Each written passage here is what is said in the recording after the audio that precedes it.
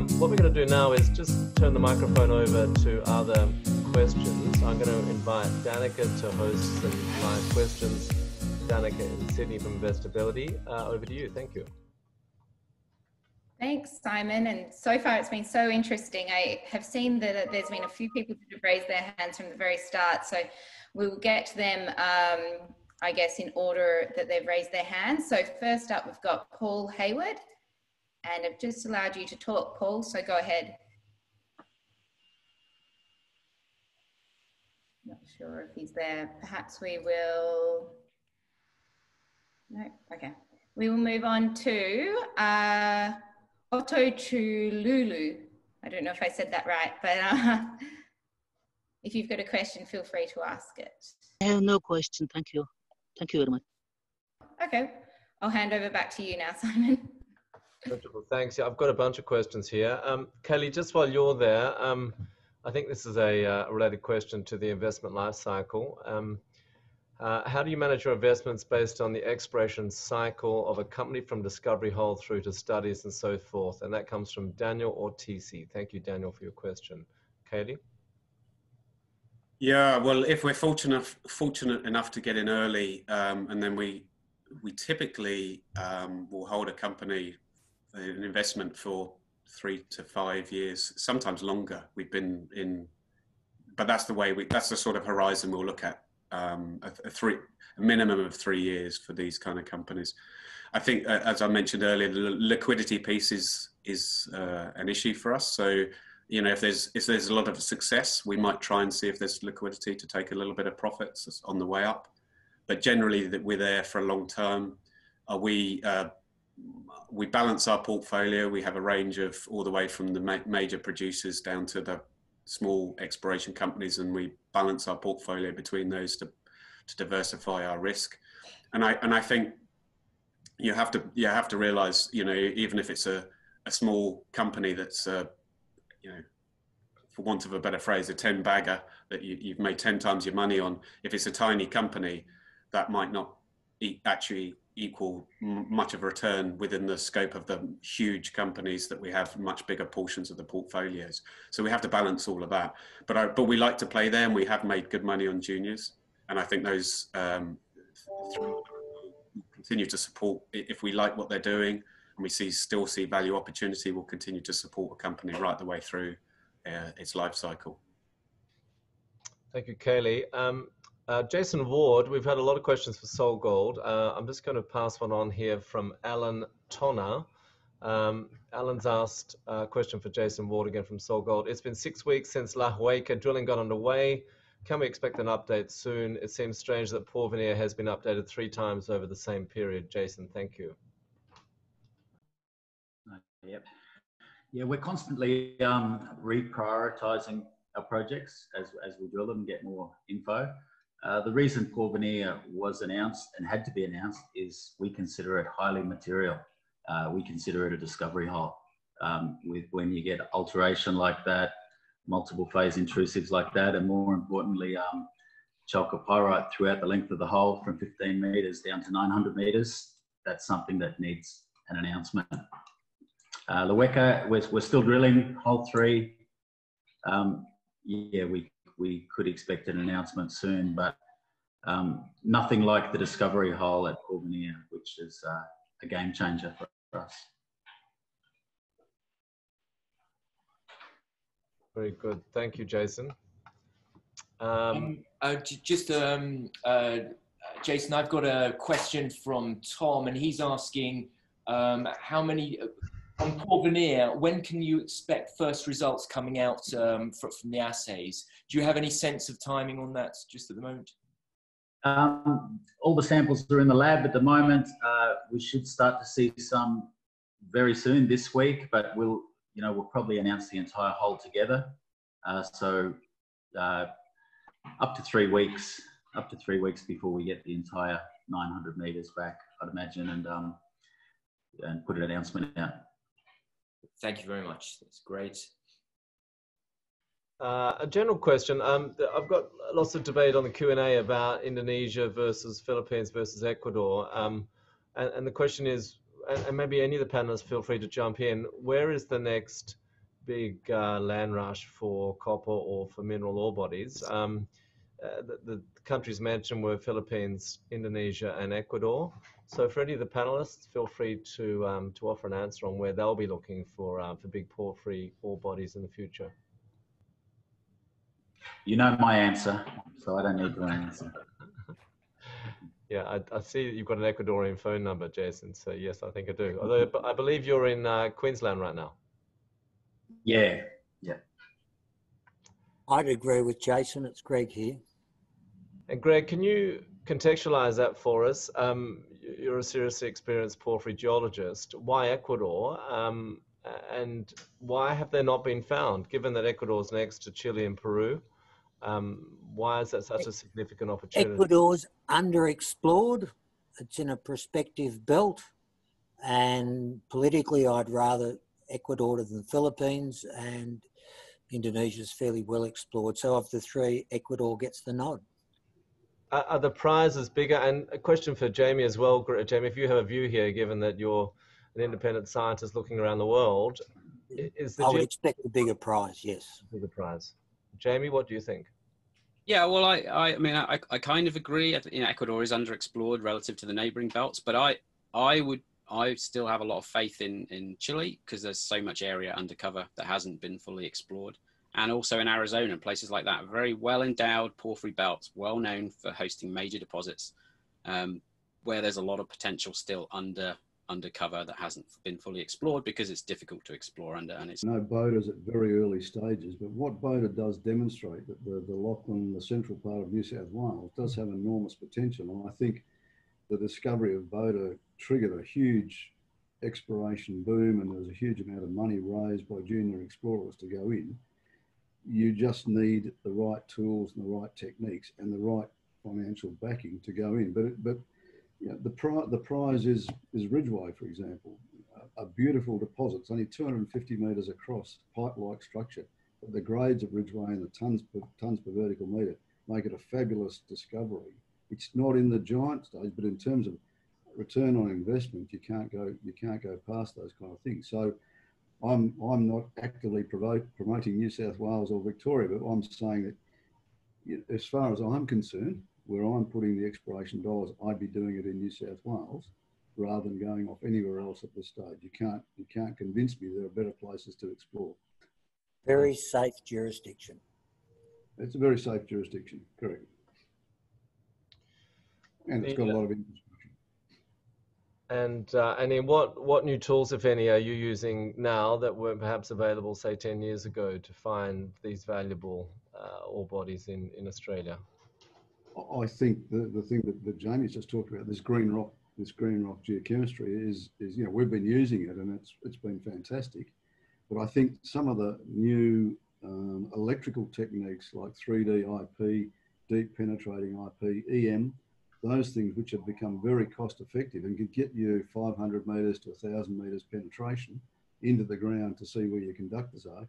You just have to understand what that conductor is. And that's why it's almost worthwhile drilling a hole very early on, which is what we're now doing, to see what is the conductor. Is it worth following? Has it got economic mineralisation, or is it just a huge pyrite deposit? So I think there are a lot of things like that data management, data manipulation. You know, we do routine lithogeochemistry probably on 60 elements, and you know, no person could sit down and look at those things and say, yep, good, I think in that little spot there, we've got something.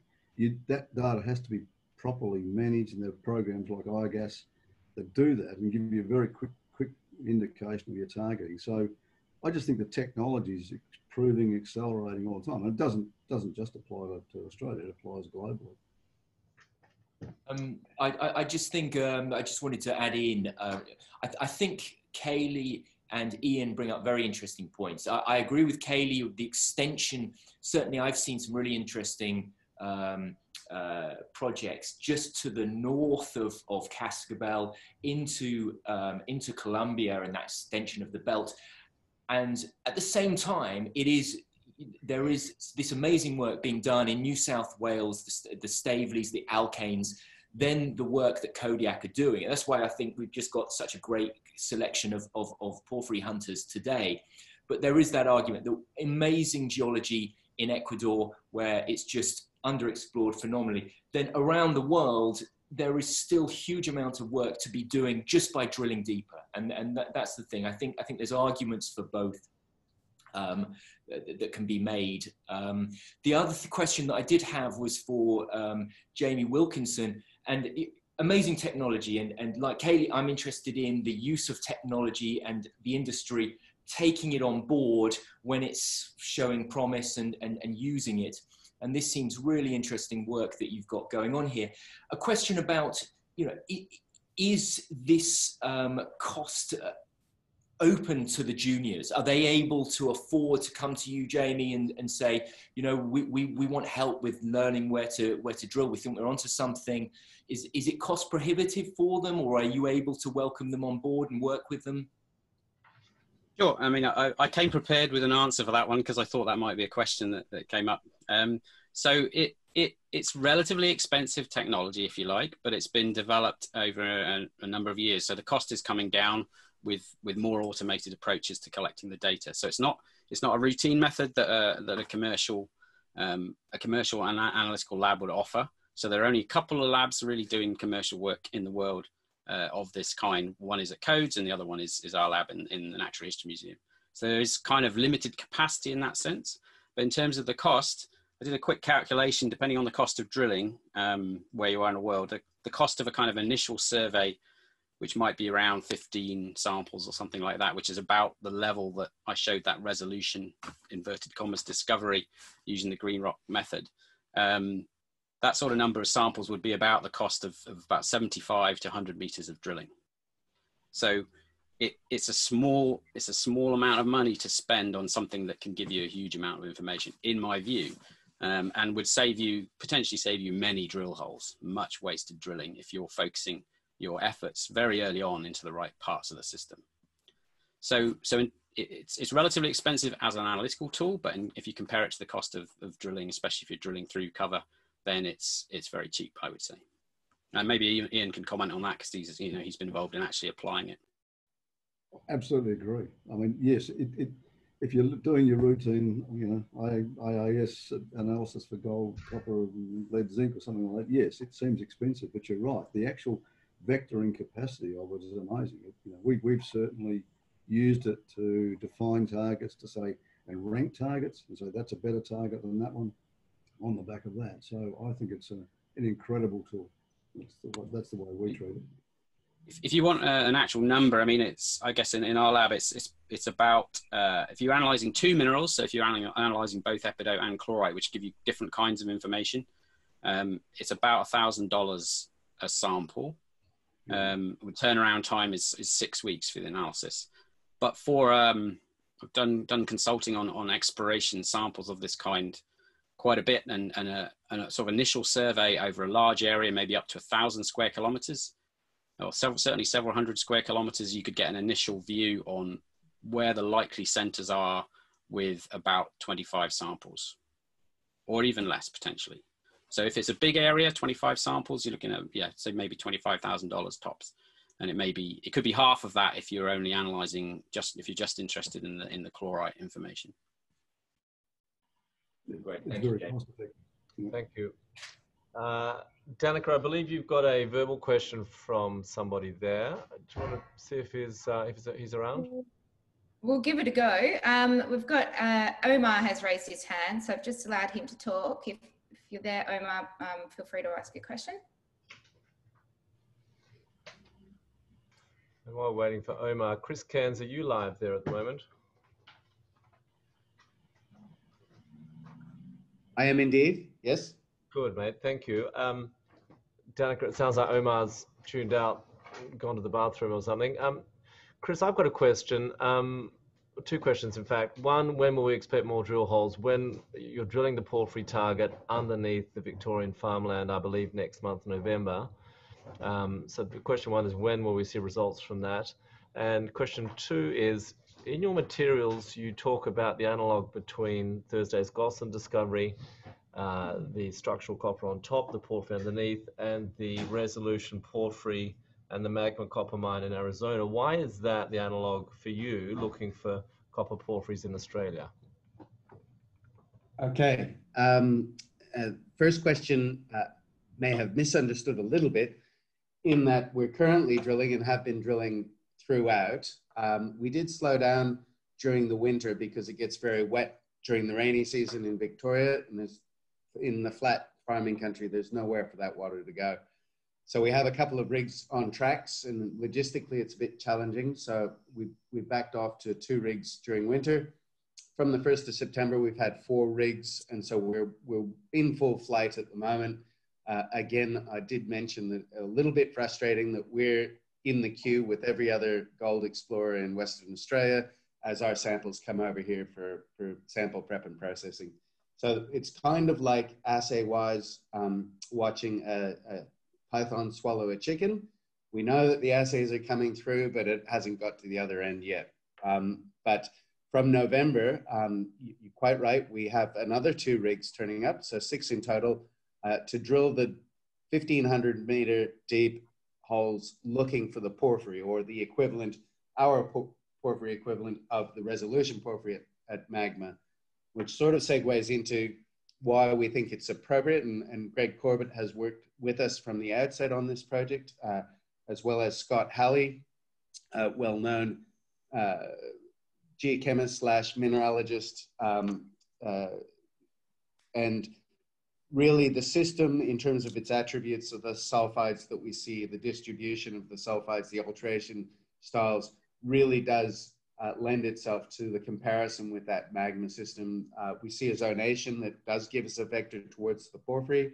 As I mentioned, we go from sort of a distal low sulfidation type assemblage to a more proximal to the porphyry high sulfidation assemblage with specific copper minerals becoming more abundant as we get closer to that target. And we've got those seismic sort of targets. So they're pointing in the same direction, thankfully. So yes, very busy and frustrating that we haven't seen assays yet, but very much on its way, and I expect we'll have a very good news flow once they start to come through. Look, I just wanted to say thank you to all of the panelists for giving us their time generously today. Thank you for the audience. There's a lot of people still listening, and that's impressive. They come all the way through the 2-hour session. So thank you to everybody for their time. We are going to be back on for an afternoon UK time session here in just over 4.5 hours. We're going to welcome our afternoon session with Professor Wilkinson, Salazar, Solaris, and Kodiak into a North American time zone. We've had such a wonderful response. We will get to your questions on my inbox on presentations. If you want any of the materials today, including the recorded Zoom session, please feel free to contact Arlington. You can see that through the online advertisement. A special thank you to Investability, Danica and Eleanor for making it possible. And we hope to see you again soon. Thank you for your time. Thank you. Thank you, Simon. Thank you. Cheers. And Roger. And Cheers, Simon. See you later. thank you. Thanks, guys. Thank you. Bye.